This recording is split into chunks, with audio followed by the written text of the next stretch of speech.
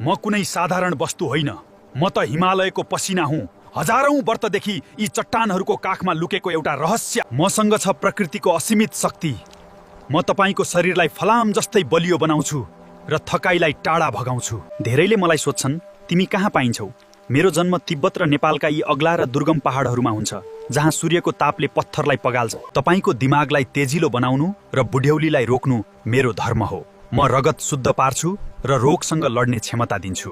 म हरेक पहाडमा पाइँदैन, म केवल विश्वका सबैभन्दा अग्ला हिमशृङ्खलाहरूमा मात्र भेटिन्छु, विशेष गरी हाम्रो नेपालको हिमालय, तिब्बत र हिन्दुकुश क्षेत्रमा। मेरो वास्तविक खानी समुद्र सतहदेखि 1000 मिटरदेखि 5000 मिटरसम्मको उचाइमा हुन्छ।